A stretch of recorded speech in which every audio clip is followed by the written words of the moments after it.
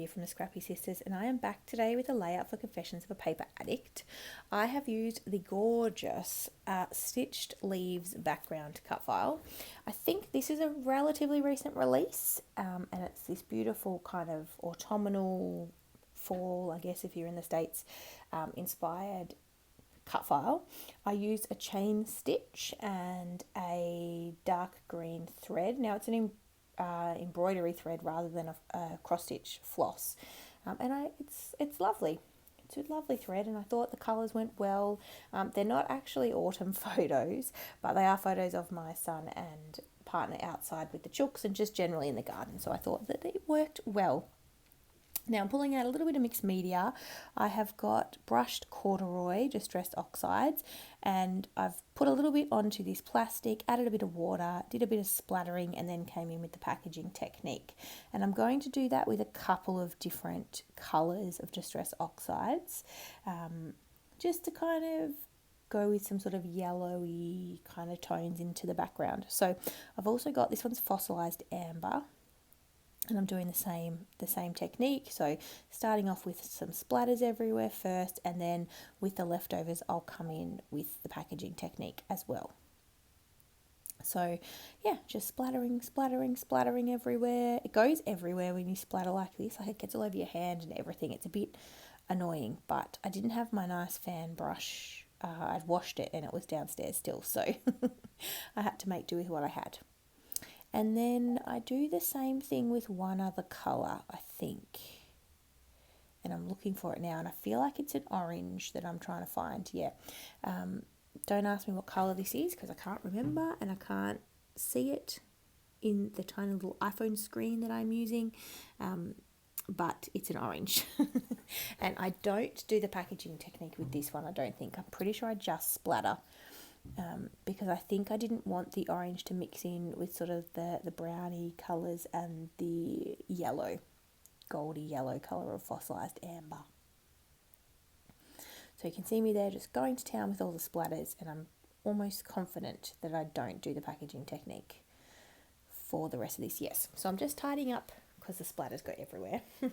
I'm just tidying up the outside. Now I haven't edited any of my process out because I know some people do like to see the whole thing, and it wasn't a super long video, so I decided for this one that I would just leave the whole process in, and I've just sped up my video double, so it's twice as fast. But I've left everything in so you can sort of see everything from start to finish. So I do use a bit of paper towel to kind of mop up the excess water. Now the reason I do that is because once you've done that, the distress oxides are basically dry. So you don't have to worry about kind of waiting. Now, my sister will be very pleased because I'm using the guillotine she bought me for my birthday. I really wanted the Tim Holtz one, but it's been out of stock, and then if I was to buy it from the US, shipping's crazy expensive because obviously it's a heavy item. So I'm trialing out one from Officeworks in Australia, which is a office supply shop. It's okay because it doesn't have an arm on it like the Tim Holtz one does. It's difficult to measure exactly for this kind of cutting, where I was trying to cut off kind of a similar amount both sides to kind of let me do a border and put this paper on, put the white cardstock on top of a 12 by 12 paper and have a border peek through. So that was a little bit annoying, and you see I had to come back and do a little bit extra trimming, but it works well and the cut is straight, and that was the most important thing for me, and that's why I wanted the guillotine, because I was sick of not getting a straight cut with my Fiskars trimmer. I've got one of the wire ones, not a rotary blade one, but I think this will be a little bit easier, and I think it will be good for card making when I'm working with smaller pieces of cardstock. So we'll see. We'll give it a good go. It wasn't a super expensive one, but yeah, I had to use what I had available.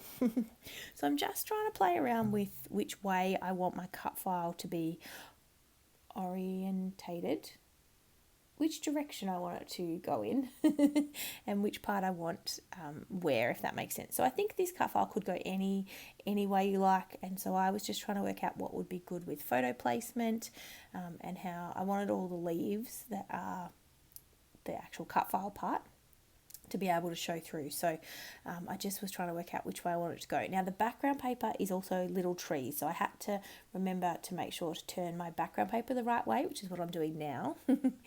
And then I decided that I needed a little something else. So I am actually tearing a section of my layout up in the top left corner there, just to kind of bring a little bit more interest to my page. I'm really liking this kind of, I don't know if it's a technique or element. I know I do it a lot. I acknowledge I do it a lot. I haven't done it too much recently actually with my September videos, but I do it a fair amount on my pages. I think it just, I don't know, it's interesting.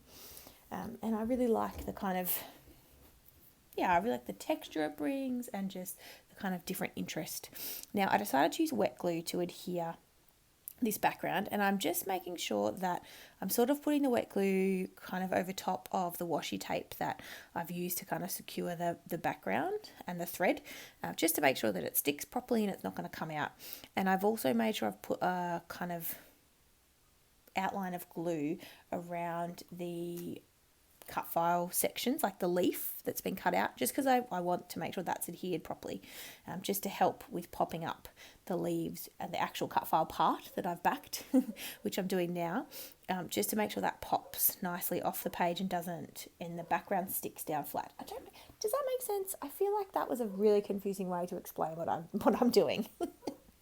So I'm just putting some tape on. I've already put some foam on these. Now I've used various One Canoe 2 collections. I've kind of got all my One Canoe 2 stuff in together, so they're similar enough. The biggest difference between all of the collections is they have a different like metallic element. So some of them are copper, some of them are gold, and some of them are like a brushed gold, and some are like a shiny gold. So that's the biggest difference, but color wise they do all kind of work in together. So I've got my 3 photos. As I said, they're all of my son and my partner outside. We've got our chooks, and they're just nice, bright, outdoorsy photos, having fun. I don't remember exactly when these were taken, but I suspect it's around April. I think these photos were around April. So the weather was still nice.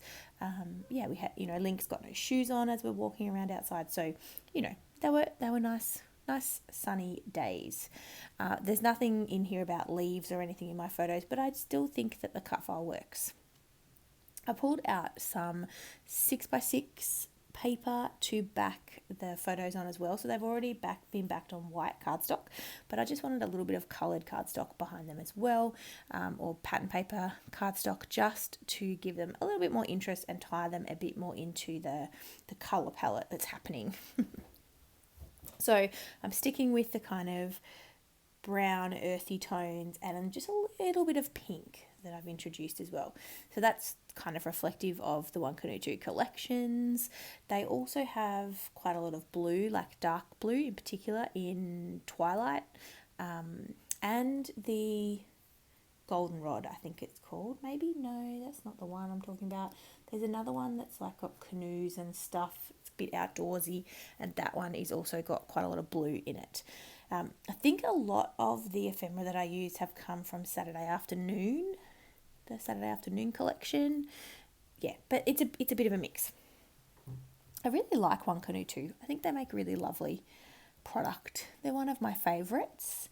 I know they don't do super regular releases, but they definitely are one of my favourite scrapbooking collections or scrapbooking brands. And if you haven't got any of their stuff, I recommend you go and check them out.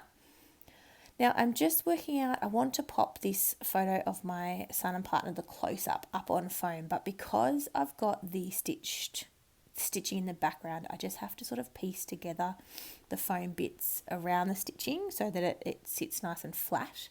So that's kind of what I'm doing now, and why I hadn't stuck foam on the back of the photo directly, because normally I would do that. I would stick the foam on the back of the photo and then stick the photo onto the layout. But this time around I'm just sort of having to piece the foam, as I said, around the thread and the stitching. So I'm sticking that down, and then I'm going to work on my embellishing. So I'm going to create 3 embellishment clusters technically. I do obviously also have the leaves from the cut file, but I'm not kind of counting them as embellishment clusters. I'm working out my title now, which I kind of already had planned in my head what it would be, and I wanted to use these thickers that came from one of the collections. Again, I think it's Saturday afternoon, and I wanted to use the word slow down. So I am pulling that out now and sticking that down. Now I add my title underneath the photos there, kind of on the right hand side, and I do overlap the photos a little bit, but it doesn't cover anything particularly important. And then I've pulled out some ephemera already that kind of matches into the collection and into the photos and the colours that I've already chosen. I knew I wanted to use some birds, but these ephemera birds are quite large. So I'm just, you can see I'm kind of playing around. So I've got a little tag on the right hand side there where that bird is, and it says enjoy this moment. And I wanted to include that, and then I'm sort of going through and just kind of figuring out what else on the sticker sheet might work as well. So I'm popping enjoy this moment, and I realised I was going to have to pop it up on foam. So even though the photo is stuck down flat to the layout, I needed to pop up this one on foam because where it was sitting, it was kind of on top of a roll of stitching, so it needed something else just to help it adhere. I've got this little a leaf ephemera piece that I'm adding, and then I knew I wanted a bird, but the sticker sheet had smaller birds, and I decided that it's the same bird design, but it's just in a smaller format, and I decided that was going to work better for these. So I'm popping some foam behind that bird, and then I'm going to adhere the leaf and the bird down, and then that will be that little cluster almost done. I also pulled out some gardening type equipment. So I've got a shovel and like a little hand. What do you call it? Hand, not a shovel. What's it called? Anyway, you know what I mean. I don't do gardening clearly, but I pulled out those. Now I know we're not gardening in this pic, but I just thought that I don't know. I don't really take many photos of us gardening, so I don't know when else I would use them, and I'll just pop them on the layout. So I did. And I've pulled out another bird as well from the sticker sheet, and I am just adding some foam behind it, and then I will add that to that little cluster as well.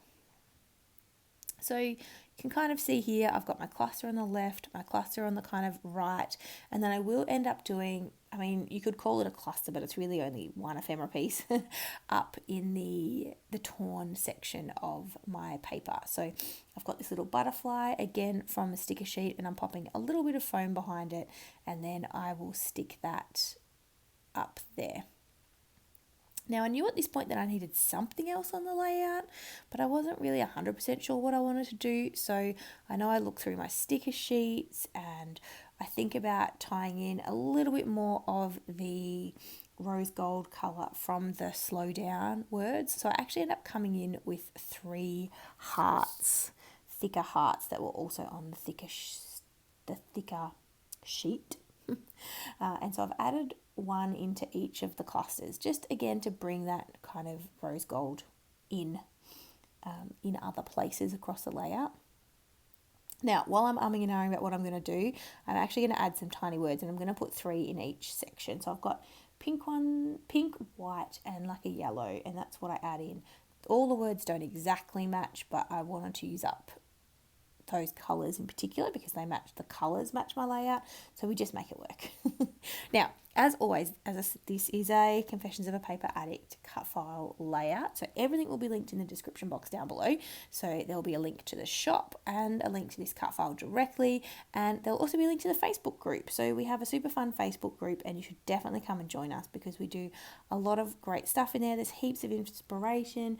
Virginia releases free cut files to the members of that group. She sometimes does sneaky little sales just for that group, so you should definitely come and hang out. The link will be down below, so check it out and see if that's your thing and come along. Even if you don't have a cut file machine and you don't use cut files, you can still come and hang out with us because we love scrapbooking in general, and we often share things that aren't cut file based, and you can still participate in sharing your creations and getting inspiration even if you don't use cut files yourself. So come along. And also you will have noticed if you follow our channel that we are putting up a video every day in the month of September. So this is a little extra video. It's not part of our Scraptember series, but it is a little extra video for you. But you will notice we have a different prompt that we do each day. So I know this video is going, it's sort of early in December, gosh, it's early in September that this video goes live for Confessions of a Paper Addict, but far enough along that we've got a lot of videos up already, and we're partnering with Laura Alberts for this Scraptember series, so definitely go and check out those videos on our channel and on Laura's channel if you are interested. We would love to have you along for this scrappy journey with us. Now, I use my Liquitex copper ink or paint. Is it paint? It's paint. And I am splattering it and it gets everywhere, so I had to wipe it off my hands. But I am splattering that on the layout. Again, it's not an exact match for the copper / rose goldy kind of colour in the thickers, but I just wanted a little bit more kind of metallic sparkle across the layout. And I used a thicker paintbrush, so the splatters were a little bit thicker as well. And I really love how this all came together. So here's the close-up. Let me know what you think. I love these more kind of earthy tones, and I hope you do too. Everything will be linked in the description box down below. And yeah, come along, leave me a comment, say hi. I would love to chat to you. All right, guys, have a great day. Bye.